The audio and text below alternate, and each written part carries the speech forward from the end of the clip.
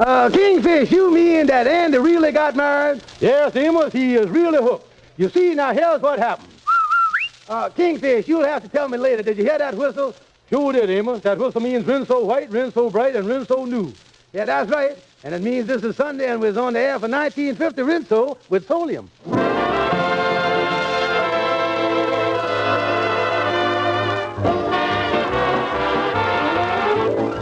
The Amos and Andy Show with Ernestine Wade, Lulu and Johnny Lee, Shirley Mitchell, Amanda Randolph, Jeff Alexander and his orchestra, and radio's all-time favorites, Amos and Andy.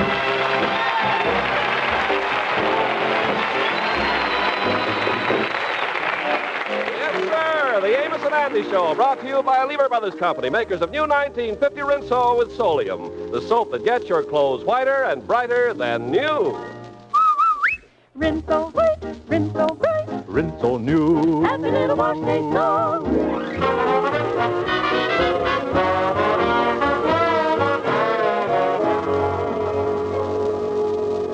Well, the Kingfish really got Andy in a jam last week. As a matter of fact, Andrew H. Brown is now married to a middle-aged spinster from Texas, Abigail Simpson.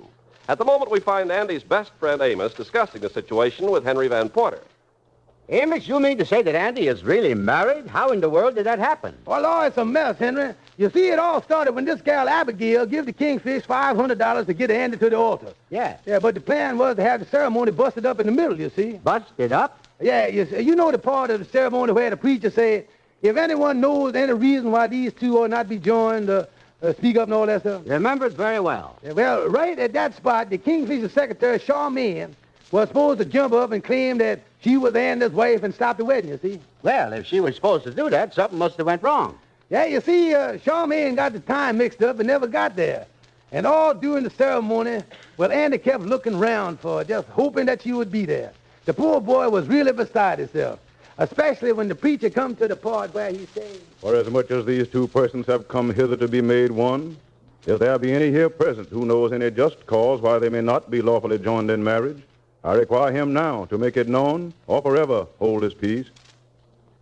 Somebody say something.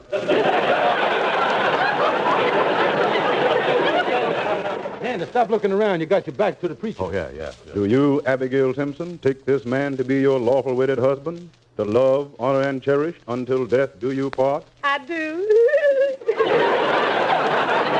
And do you, Andrew Brown, take this woman to be your lawful wedded wife? I Andy, you got to go through with it. I do. Good, I now Mrs. Brown, may I be the first to congratulate you? I wish you all the happiness in the world. Oh, thank you. And as for you, Mr. Brown, Mr. Good heavens, what happened to the groom? Hey, go out the back door. Quick, somebody stop him. Do something. He's getting away. Hold him. Hold him.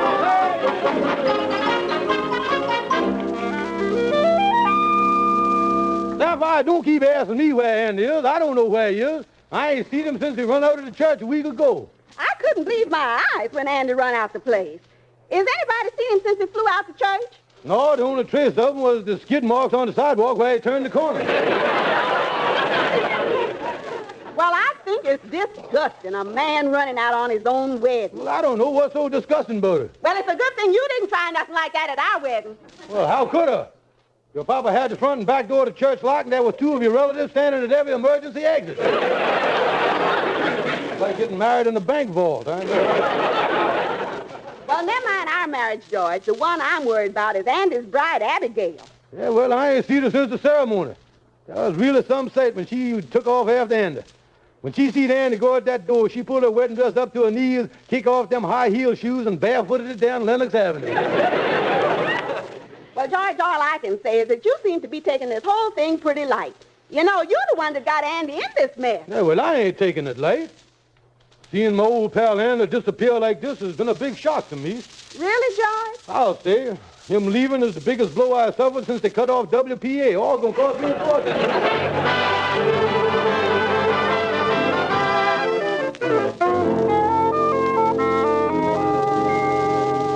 Oh, Mr. Stevens, ain't you heard nothing from Andy yet? No, Charmaine ain't heard a word. Oh, I feels terrible about this whole thing. Yeah, well, you ought to feel terrible. You and the boy is crazy about each other, and then when he needs you to help him, you let him down by not showing up at the church to bust up the wedding. Oh, I'll never forgive myself. And you know, I've been wondering about something, Mr. Stevens. Well, what's that? Well, now that Andy is married, I've been wondering if him and me ought to call off our engagement.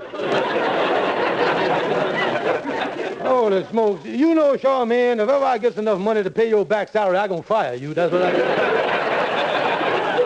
Anything else I supposed to do around here today? Oh, yes. Yeah. Some of the brothers has got a Christmas tree in the reading room, and they want you to unlock the storeroom in the basement so they can get the Christmas tree ornaments out. Yeah, well, I'll get on down to the basement now. I'll take care of it right away. Sure look dark down these cellar stairs, yeah? Let me get the candle off the ledge here and light this thing. Yeah, here's a match. Now that's better. These steps show in bad shape. I wouldn't want to fall down there and fracture my sacred jack here. Even darker down here than I thought. Well, I guess the ornaments was over here in the storeroom by the coal bin. What was that? What is that hissing around? Must be the hot water heater. Holy smokes, the hot water heater's got a derby on it. Andy, it's you. Yeah, Kingfish, it's me. Oh, so this is where you've been hiding since the wedding. Yeah, Kingfish, I've been down here for 6 days. Holy mackerel, a week with no food. You must be suffering from malnutrition, Andy. Have you had anything to eat? Well, for the first 2 days, I was too scared to eat. Yeah? But the third night, I sneaked out late and went to the lunchroom and ate 17 hamburgers. Yeah. I was too worried to eat anything else. Andy, you were shaking like a leaf, boy. Well, tell me about everything, Kingfish. What happened since I run out to church after the wedding? Did you see my wife, Abigail? Well, Andy, the last thing I heard from her, she was still camped up in the hotel room in the bridal suite.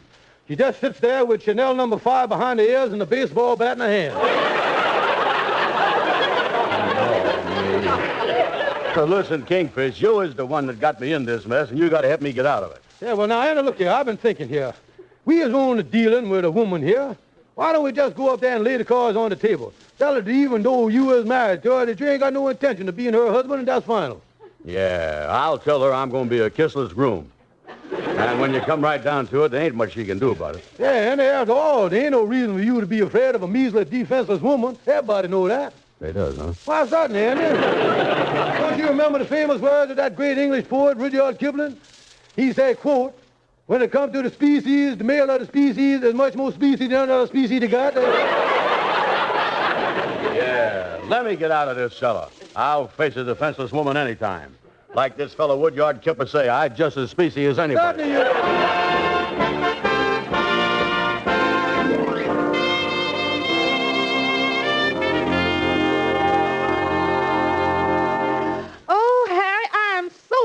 Come up to New York City. Well, Abigail, I flew up here from Texas as soon as I got your telegram.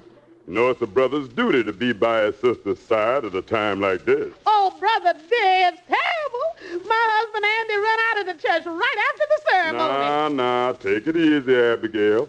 I brought my shooting irons with me. Maybe we can persuade the little groom to join up with his bride. Yeah, don't you worry none, sis. Oh, wait a minute. I got an idea.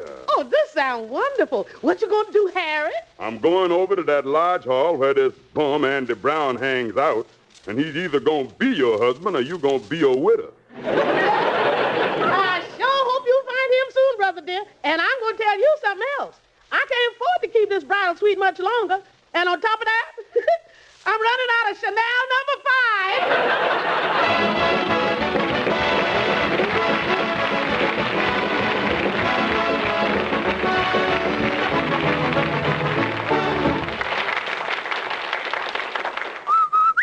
Happy little wash day song, for a wash that's whiter and brighter than new. Rinso washes, Rinso new, Rinso white, Whiter than new, Rinso bright, brighter than new, Rinso white, Rinso bright. Rinso new. Rinso New. It's an amazing fact. 1950 Rinso with Solium gets white clothes whiter, washable colors brighter than new. Rinso New. Even on rainy days, Rinso puts sunshine in your wash. No other soap can make your wash so white, so bright. because no other soap contains the scientific sunlight ingredient solium. 1950 Rinso gets out more dirt. Yes, gets out more dirt than any other type of wash day product. And yet Rinso is so safe for clothes, so kind to your hands. Get Rinso today. See your wash become whiter, brighter than new. Rinso white, Rinso bright, Rinso new. happy little wash day song.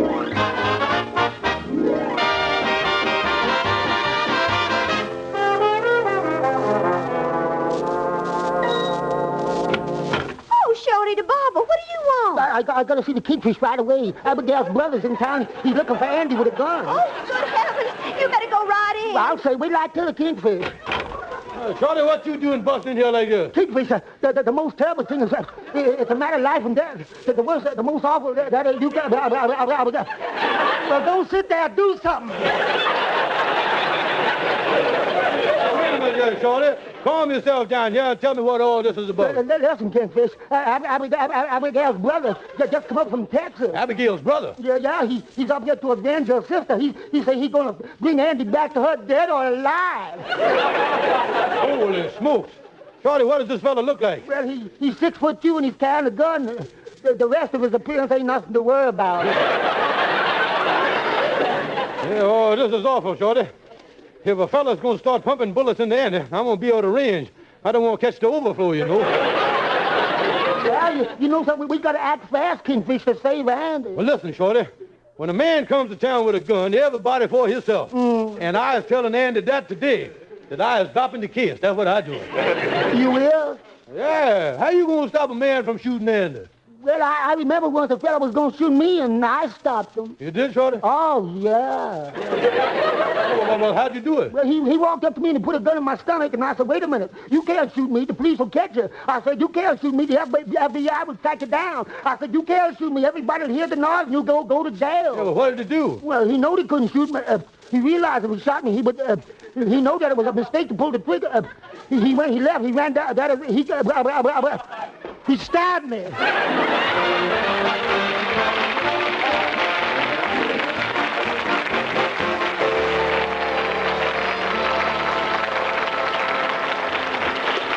Come in, Andy. Come in. What you want with me, Andy? Well, Kingfish, old pal, I done gone change shirts. Now, how about us going up to Abigail's and straighten out that mess with that poor defenseless woman? Did I hear you say us? I said, how about us going? Andy, you is us in there, and you should be eyes in there. We is going, ain't we? Hold it. Now we is wheezing at me here.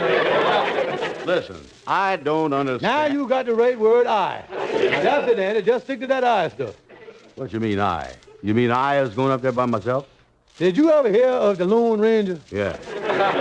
Well, when you goes up there, you ain't gonna have no more people with you than he got. That's what Listen, Kingfish, why is it that all of a sudden you was backing out of this thing?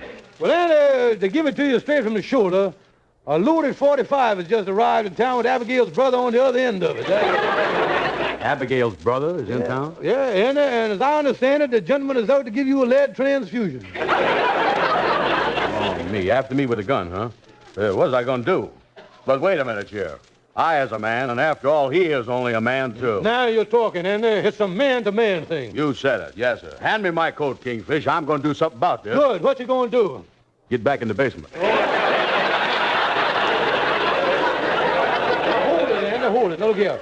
I've been thinking here, you can't run from this fella like this. If he don't get you, he'll come around here and pop me, being accessory to the crime and all that stuff. Yeah, he bound to find you sooner or later.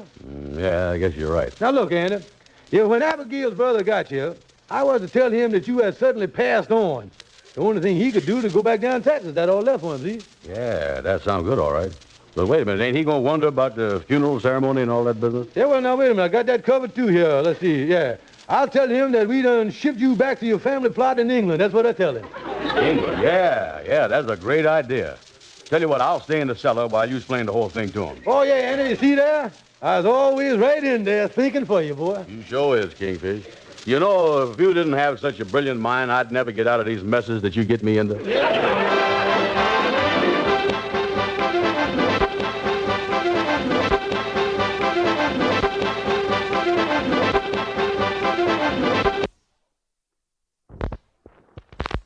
I look like a genuine moon, all right, with this black armband on, this lily in my lap here. Yeah, now the thing for me to do... yes, Miss LaRue? Abigail's brother, Mr. Harris Simpson, is out here to see you. Yeah, well, have him come in right away. Come in, sir, come in. Pardon my weeping here, but I just can't control my emotions. I feel very sad today. Well, I'm Abigail Simpson's brother from down in Texas, and I want to see Andrew Brown. You want to see Andrew Brown? Well, I was afraid you was a little late. You see, at these funerals, after they nail down the lid, they don't run no second show, you know. Well, to give it to you as briefly as possible, the Grim Reaper done come by, and it was harvest time for Andy. Oh, it's a sad thing, all right. One of nature's noblemen has gone to his last reward. Oh, in short, the bum is dead. That's it. Well, this here's all news to me, and I know my sister Abigail ain't heard about it neither. Wasn't it awful sudden? Well, it usually is when you get run over by a steamroller, yeah. A steamroller? Yeah, when I picked him up, you could have cut a cake with him. Oh, yeah. He really got pressed into that pavement. Across his back, it said, slow down to 35 miles an hour. Well, wait a minute, Sheriff. If Andrew Brown has passed on, how come my sister wasn't notified? She's his wife.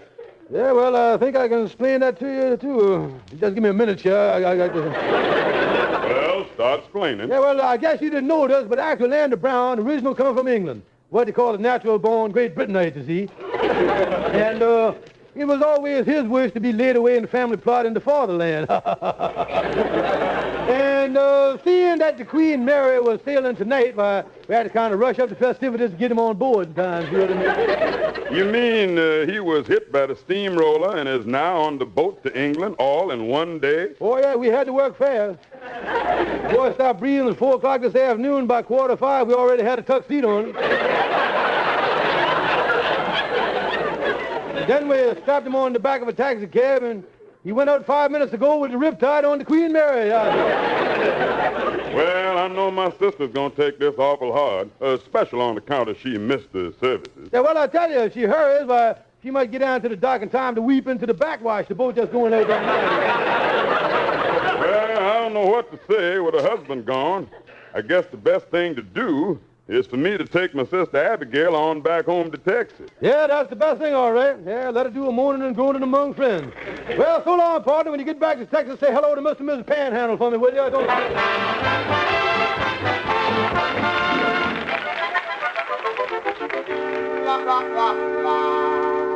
Well, Abigail's brother and fell for that story this afternoon. I done told Andy he's in the clear.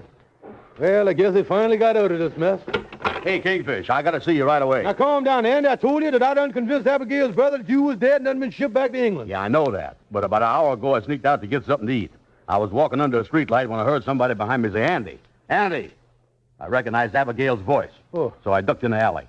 When the coast was clear, I started running. Holy smokes, Andy. Did she get a good look at you? Well, it was dark, but she seen me from the back, all right.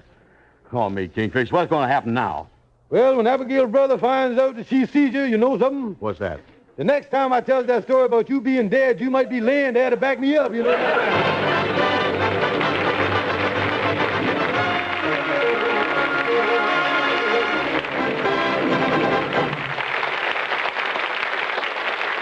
This is Ken Carpenter. You know, it's really amazing, but it's absolutely true. 1950 Rinso gets clothes whiter than new. That's right, whiter than new. And washable colors even brighter than new.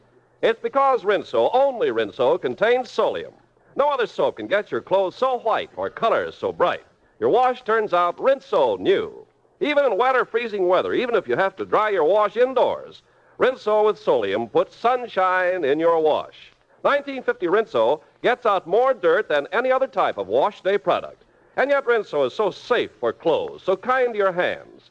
You better see for yourself what a beautiful wash new Rinso gives you. Get the economical giant size of new 1950 Rinso with Solium.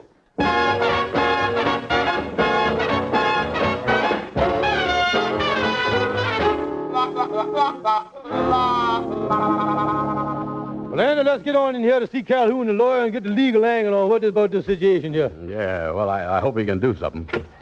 Yeah, Calhoun, I got to see you right away. Yeah, I has an awful trouble, Calhoun. Well, push your eyes back in your head there and tell me what it's all about. I tell you, Calhoun, Abigail's brother's in town, and he's trying to force Andy to stay married to Abigail. Well, he can't do it. We'll tell him it's against the Constitution. Yeah, against the Constitution. Yeah, I'll guarantee that whole water. Yeah, but Andy actually went through the ceremony. Our defense is still watertight. Her brother is carrying a loaded 45. We just sprung a leak. Well, listen, the trouble is, Calhoun, the Kingfish done convinced him I was dead, but last night Abigail seen me on the street. She did, huh? Yeah. Well, the thing to do is to make this sound like what we call a seesaw case. Seesaw case? Yeah, make them think they didn't see what they saw when they saw it, see? Yeah, that's the general idea, but I don't know how I'm going to do it.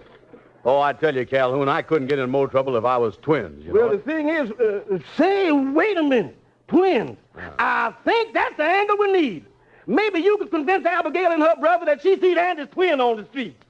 Yeah, but the only thing is, everybody know Andy ain't got no twin. How we going to tell him got Well, twin? just say he's the twin brother who's been living out of town. Yeah, I done already told her brother that Andy originally come from England. Yeah, we could say that his twin brother just come over here from England for the funeral. Now, that's the thing. Boy, your head is spinning out at last. Now you getting the thing. You know, I think we got something here. Yeah, and Abigail only got a quick look at you in the dark when you ducked up the alley. Yeah, we could glue a phony beard on you, Andy, and that would cut down the resemblance a little, you see. Yeah, and that'll throw them plumb off the track, and they'll go back to Texas. Yeah, but wait a minute, Sheriff. I was just thinking. Suppose when I goes up to that hotel with my disguise on, did he see through the thing and shoots me anyway? Well, if they do shoot you, you ain't got nothing to worry about, Andy. Nothing to worry about? No, you see, he won't be shooting you. He'll be shooting your twin brother from England.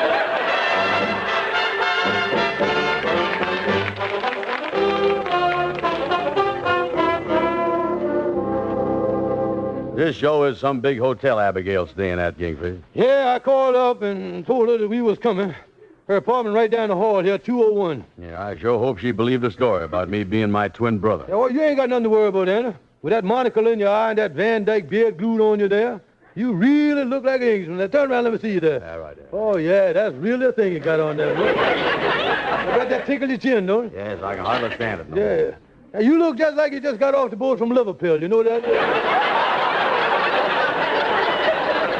Well, I sure hope I look like I got off of some boat. Yeah, now I'll tell you what I'm going to do here. All ready here. Let me see. You got the black ribbon running from the monocle, everything all ready. All right, now I'll tell you what. I'm going to ring the bell.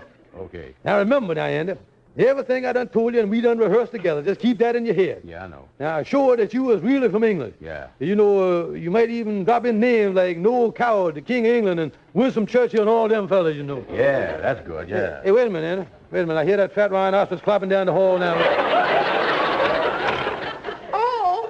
It's you, Mr. Stevens. Come in. It's so nice of you to come over doing my sorrow. Oh, not at all, Abigail, not at all. Allow me the privilege and distinction of introducing Reginald Brown from England, genuine twin brother of your late dead decreased husband. Here, here's that. Oh, how do you do? Pip, pip, tally-ho, and jolly glad to meet you, Governor. You must excuse me for crying. I just can't help it. You look so much like Andy. Yes, agree with you there, agree with you. Reggie here and his late brother always look alike. Ain't that right, Reggie? Oh, yeah. Why, we look so much alike. When we was kids, half the time even I didn't know who I was. Mr. Brown, there's so many questions I want to ask you about your brother. Won't you sit down? Oh, yeah, be happy to. What is this I'm sitting on here? Oh, that's just my brother's gun. He's so careless with it. Let me have it. I'll take it in the other room and give it to him. No. I prefer sitting on it here. It's old English custom. And I'll sit over here on the baseball bat. I'll stay right there. That's the jolly thing to do, all right. You know, Mr. Brown, I just can't understand it. You don't have no English accent at all. It's hard to believe that you is from England. Well, now, tell you what, I can explain that to you, how you dropped the accent and all that stuff, too. Now, you see, he from England, all right, and he love it over there, too. Oh, yeah, we got a great country over there. Oh, yeah. I'm going to tell you something else, too.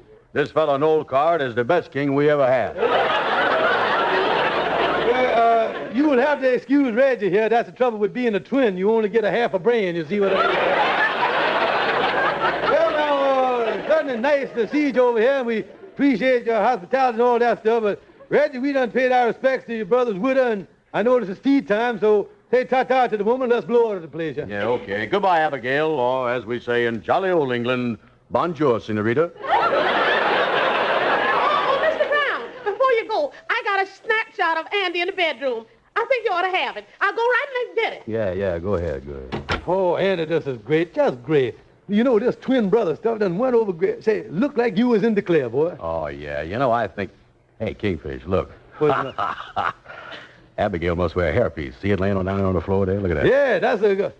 Hey, wait a minute, Andy. That's your beard. Holy smoke, my beard. I hear it coming back. Hurry up, put this thing back on. Oh, me. Oh, yeah. Well, I told my brother, and why, Mr. Brown, your beard. Why, you are Andy. Brother Harry, come on out here and bolt the doors. Andy's here. I found my husband. Andy, head for the door. I ain't messing with no door. Stand back. Hey, go out the window. Somebody stop him. He's getting away again. Grab him.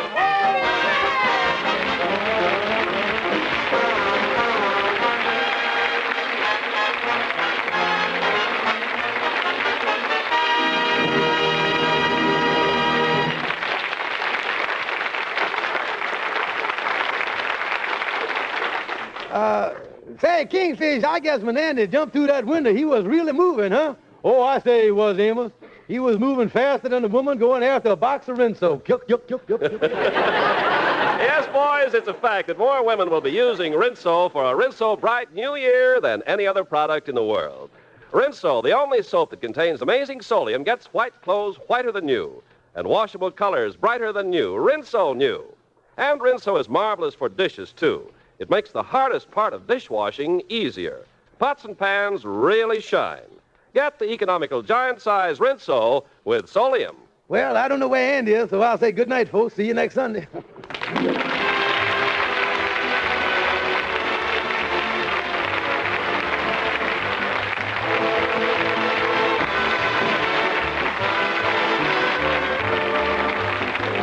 Be sure to be with us next Sunday at the same time when Lever Brothers Company, the makers of new Rinso with Solium, will again present the Amos and Andy Show.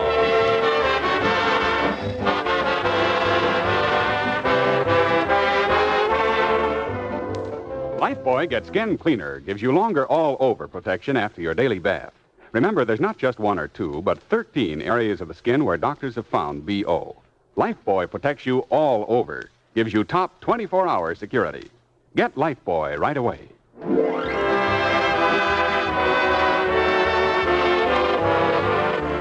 Be sure to listen to the Amos and Andy Show at this same time next Sunday. This is CBS, the Columbia Broadcasting System.